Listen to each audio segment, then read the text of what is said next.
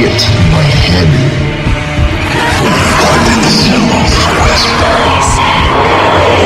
Where are you going? It's not over between us.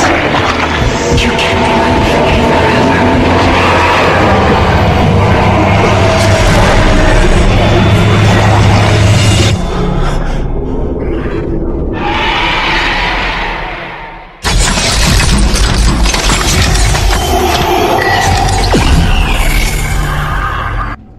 Hey, what's going on, guys? Priest here with Addendum 13 Gaming, and we are back. We're in Chapter 2. We survived the horrors of the prologue in Chapter 1, and now we're moving on. Now we're at the beginning of Chapter 2, and right here we see another store, my best friend, and my good friend, the bench. Now, if you don't know, you use the bench to assign power nodes to your armor, equipment such as kinesis and stasis modules, as well as your weapons. And right there is where I made my very first save when I made my playthrough on hardcore difficulty. It was a little bit risky saving so early in the game, but there's so much dialogue and cutscenes early on that it is really annoying if you happen to die and have to go back and watch all of that shit again.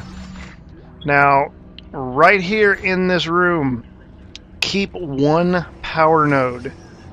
You unlock this room with a power node, and you need to use one. Why? Because the schematic, which enables you to buy power nodes from the store for 10,000 credits apiece, is in that closet, and you are going to need the ability to buy power nodes. So make sure you have one and unlock that, or pick up that one right there that I grabbed off of the floor and go back and unlock that closet and get the schematic. Now, when you're upgrading your equipment, there's a few things to keep in mind. Make sure, as far as your rig goes, it's all pretty universal except for air. You really don't need it. Don't waste power nodes on air. If anything, spend maybe one power node on air and just skip the rest for right now. Your kinesis, not that vital to have it upgraded. Now your stasis, on the other hand, you want to upgrade your stasis all the way. When you're fighting things like the brutes, and some of the bigger, faster, even moving enemies, having that stasis is a big deal. So spend your points on stasis. Skip kinesis. Again, if anything, put one power node on that and let it go. As far as your rig, go ahead and focus on everything except for the air upgrades to give you more air in 002 environments.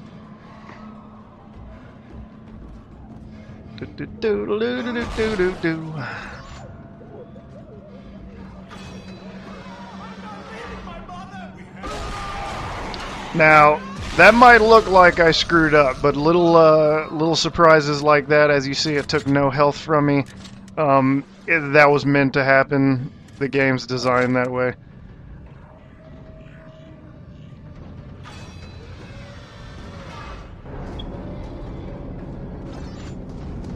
And here we see the creepiest thing in Dead Space 2. A baby crying, a off-balance washing machine. Need I say more? Now, I'm screwing around with the detonator here a little bit, and it's really not a good idea. You need to be... I'm just screwing around, but unfortunately, it doesn't always work. Things to keep in mind is get familiar with the game and what's going on. That way you know when to take a preemptive strike on enemies by putting out some trip lines and things like that. As far as right here goes, keep the force gun out the whole time. Every enemy's a little bit different with the force gun, but generally just shy of point blank is your sweet spot. Meaning they're not right up on you, but they're not at a distance that you would consider far away. I would say maybe 6 to 8 feet away is about the sweet spot for the force gun. Speaking of the detonator mines, another thing to keep in consideration when you're using them is those fucking things will get you killed just as fast as any necromorph in this game. Hands down. If you put one in the wrong spot, if you trip one with another one that you're shooting out, because if 2 detonators hit, they will detonate. If you miss aim and it lands at an angle, those lasers can come straight at you and you take the damage. If you put it in a really bad spot that's not far enough away, one of the necromorphs can trip it and it'll detonate and it'll cause splash damage to you. So be careful. I can't tell you how many times in my history of playing this game I have destroyed myself with my own gun. And anyway, on hardcore mode, definitely don't even look at that save point. I know it's tempting. It's believe me, I know how tempting it is. But no, you can't. You have to keep going.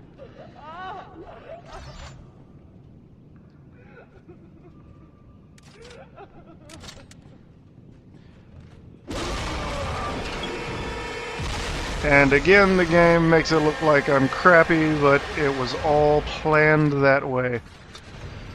And remember, guys, check all your stuff.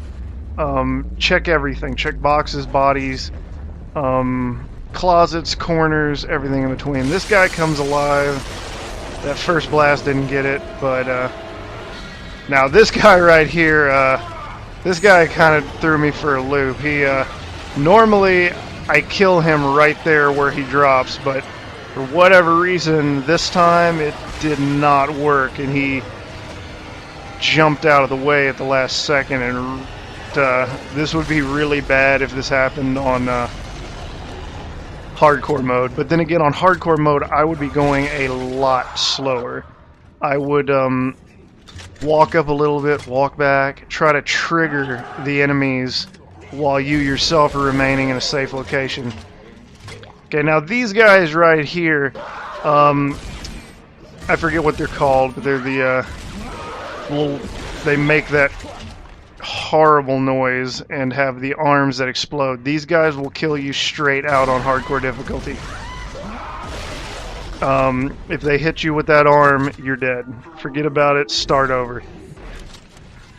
Now, at range, you can shoot the arms with anything and blow them up, and that's fine. But one thing to keep in mind, another perk of the pulse or the force gun is for those guys in the little exploding babies that you encounter later in the game.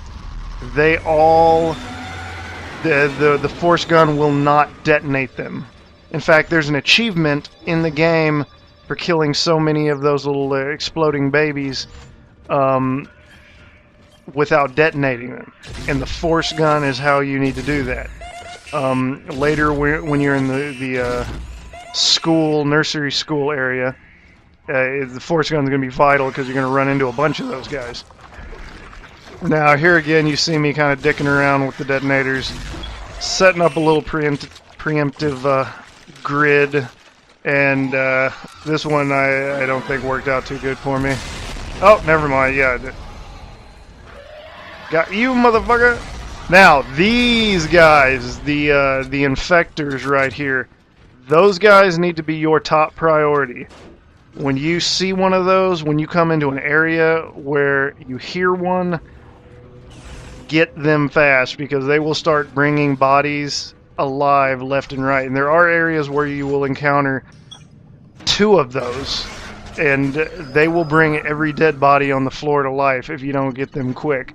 And the bodies they bring back are the enhanced necromorphs. In case you don't know what I'm talking about, they're like darker colored black and they're a little bit more aggressive and a little bit harder to kill.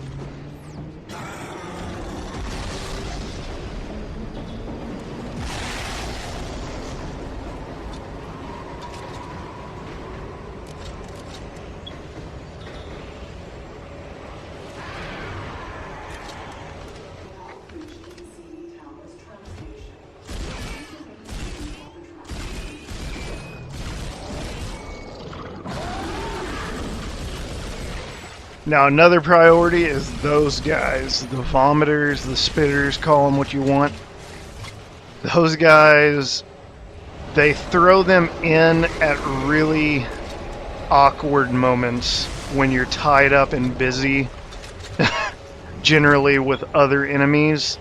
And unlike a lot of the enemies, they can hit you at a distance. That is why don't ignore the other enemies, but definitely try to get those out of the way. Now right here, these doors can and will fuck you up. But what you need to keep in mind is the walls don't hurt you.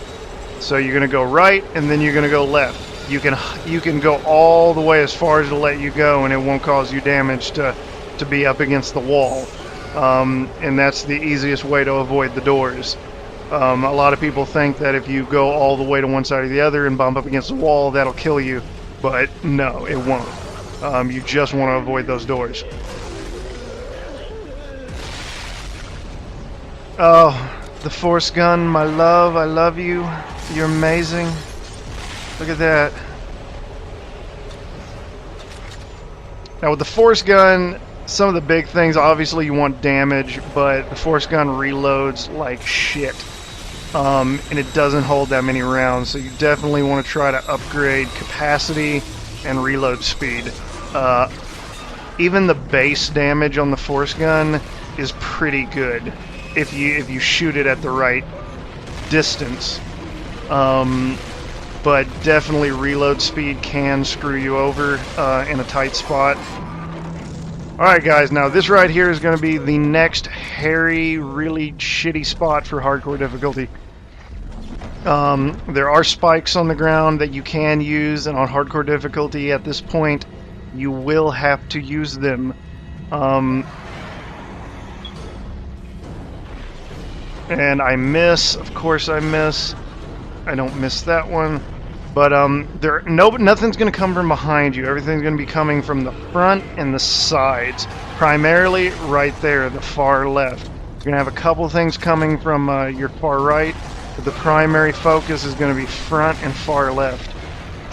Make use of those spikes.